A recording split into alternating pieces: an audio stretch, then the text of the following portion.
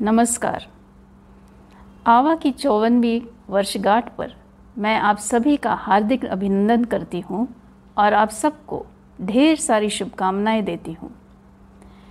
इस शुभ अवसर पर मैं उन सभी पूर्व आवा अध्यक्षाओं एवं कार्यकर्ताओं को याद करती हूँ जिन्होंने इस संस्था को 5 दशकों से बहुत ही सुचारू रूप से चलाया और भारतीय सेना के लिए एक विश्वसनीय आधार स्तंभ का निर्माण किया।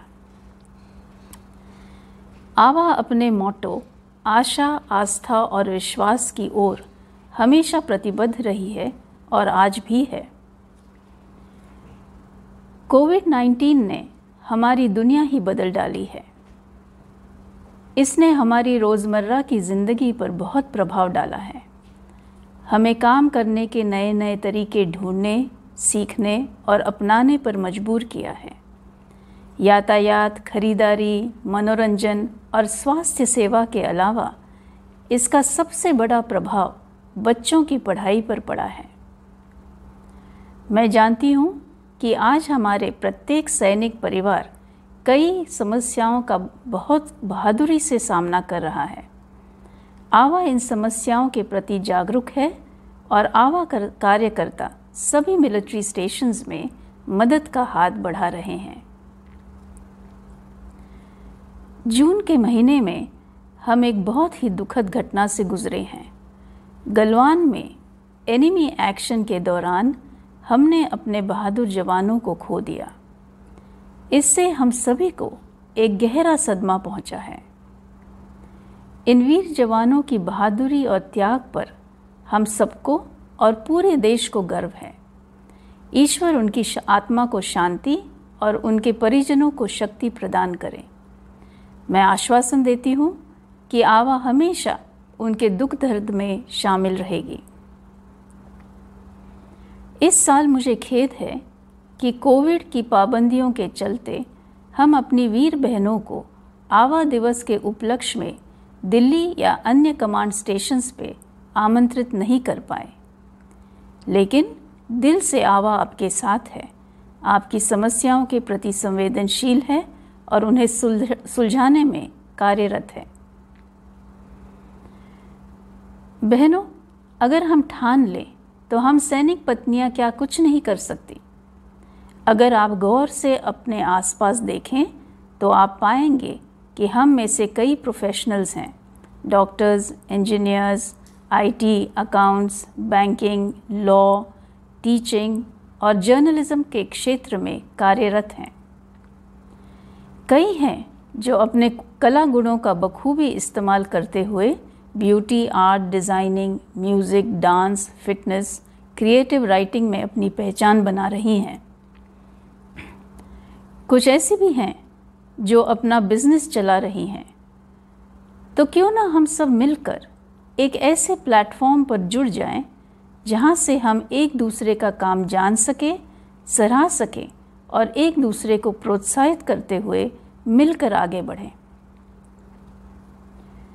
कुछ इसी सोच से बनाई गई है यह नई आवा वेबसाइट।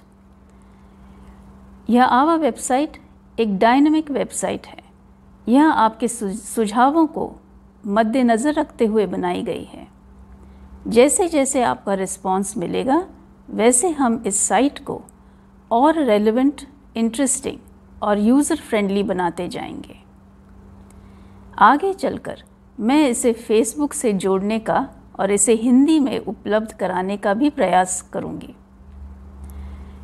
यह वेबसाइट आप अपने मोबाइल पर भी देख सकते हैं। आज मैं हर एक सैनिक पत्नी को इस वेबसाइट के माध्यम से आवा की गतिविधियों को जानने और इसमें सक्रिय रूप से भागीदार बनने के लिए आमंत्रित करती हूँ। इस बार आवा ने एक और पहल की है। आवा मैगज़ीन अवनी अब ई अवनी के नाम से डिजिटल रूप में आवा वेबसाइट पर उपलब्ध है। यह वार्षिक मैगज़ीन बहुत ही मेहनत और लगन के साथ प्रकाशित की जाती है। मैं सभी बहनों से विनती करती हूँ कि इस मैगज़ीन को ज़रूर पढ़ें। इसमें आपको अपने रुचि अनुसार कुछ न कुछ ज़रूर मिलेगा। जैसा मैंने पहले कहा था, कोविड-19 ने हमारी स्वास्थ्य सेवाओं पर भी असर डाला है। कोविड-19 की सावधानियां तथा मेडिकल स्टाफ की व्यस्तता को देखते हुए हेडक्वार्टर IDS ने टेलीमेडिसिन हेल्थ केयर सर्विस की पहल की है। इसके ज़रिए हम छोटी मोटी बीमारियों के लिए फ़ोन या लैपटॉप से ही डॉक्टर से सलाह मशवरा कर सकते हैं। आवा के लिए यह एक अच्छी खबर है। अब हमारी फाफा में रहने वाली बहनों को हॉस्पिटल तक जाने की ज़रूरत नहीं पड़ेगी। हर फाफा कॉलोनी में हमारी अपनी ट्रेन्ड सेहत सखियाँ होंगी जो टेली कंसल्टेशन के लिए आपकी सहायता करेंगी।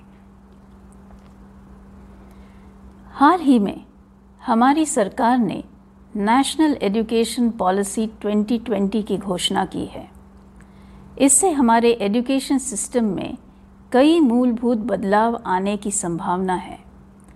हमारे APS और APPS स्कूलों को भी इस NEP के साथ कदम मिलाकर चलना होगा। इस NEP 2020 में बच्चों के फाउंडेशनल एजुकेशन को महत्व दिया गया है। फाउंडेशनल मतलब बच्चों की 3 साल से लेकर 8 साल तक, यानी कि नर्सरी से लेकर क्लास 2 तक। बहनों, अगर बच्चों की शिक्षा का फाउंडेशन सही होगा तभी तो उनकी स्कूली ज़िंदगी सफल और आनंददायी होगी। इस मामले को लेकर मैं अभिभावकों से एक प्रार्थना करना चाहती हूँ। अपने बच्चों की स्कूली शिक्षा को प्रारंभ करने में जल्दबाजी ना करें। 3 साल के बाद ही उसे फॉर्मल स्कूल में डालें और 6 साल से पहले उसे क्लास 1 में लाने की कोशिश ना करें। यह बच्चे के हित में नहीं है।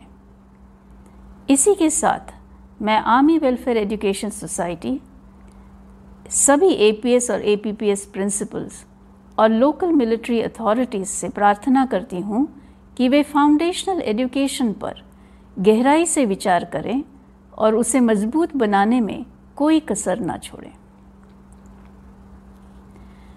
आप सब तो जानते ही हैं कि आवा हमारे दिव्यांग बच्चों के लिए आशा स्कूल्स चला रही है। लेकिन ज़रा सोचिए, कितना अच्छा होता अगर ये बच्चे भी और बच्चों के साथ एक साधारण स्कूल में पढ़ पाते। इससे वे आगे जाके समाज के अभिन्न अंग बन पाते। आज हमारे APS और APPS स्कूलों में कुछ बच्चे हैं जो पढ़ने लिखने में किसी न किसी तकलीफ़ या लर्निंग डिफ़िकल्टी का सामना कर रहे हैं।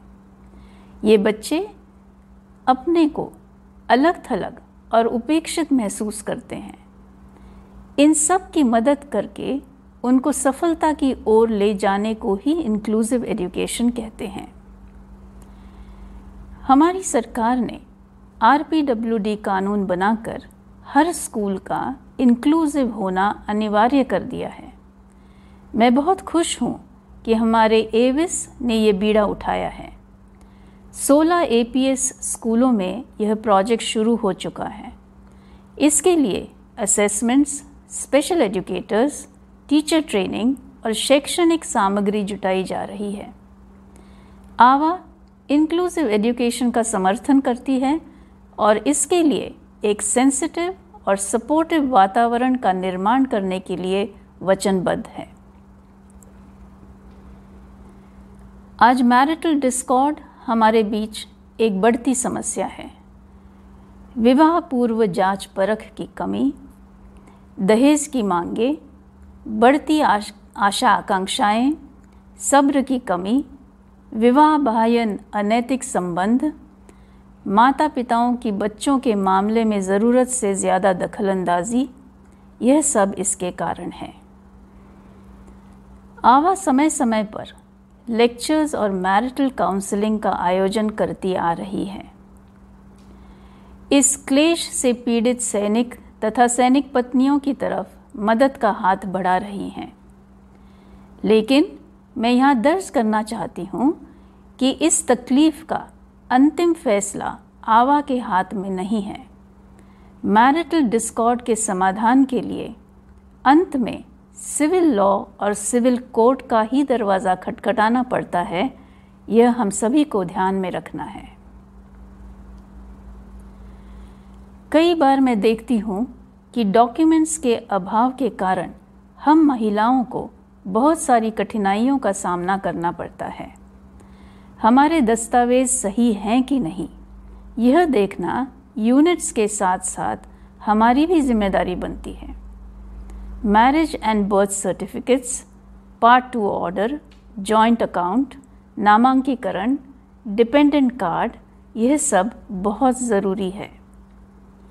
मैं सभी यूनिट्स के कमांडिंग ऑफिसर्स, उनकी पत्नियों तथा सभी FWOs से विनती करती हूँ कि वे इस ईयर ऑफ NOK में डॉक्यूमेंटेशन की ओर विशेष ध्यान दें। साथ ही मैं सभी सैनिक और सैनिक पत्नियों को डॉक्यूमेंटेशन को लेकर जागरूक रहने की प्रार्थना करती हूँ।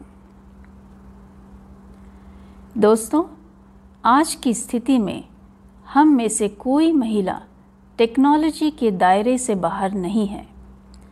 मैं जानती हूँ कि लगभग आप सभी मोबाइल फ़ोन्स का प्रयोग करती हैं, लेकिन इसके साथ साथ net banking, online booking, bill payments, shopping, credit debit cards का प्रयोग और सबसे महत्वपूर्ण ऑनलाइन एजुकेशन से भी अपने आप को वाकिफ़ करें।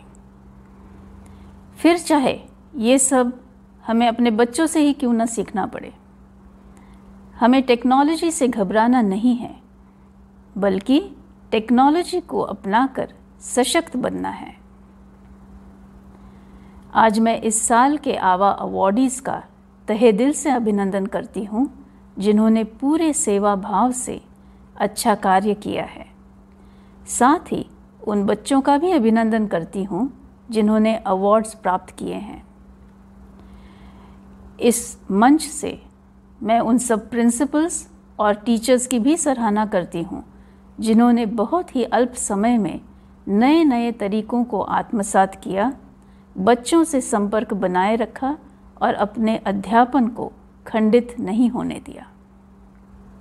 अंत में मैं फिर एक बार आवा दिवस के उपलक्ष्य में आप सबको हार्दिक बधाई देती हूँ और आप सबके सुखी और उज्जवल भविष्य की कामना करती हूँ। धन्यवाद। जय हिंद।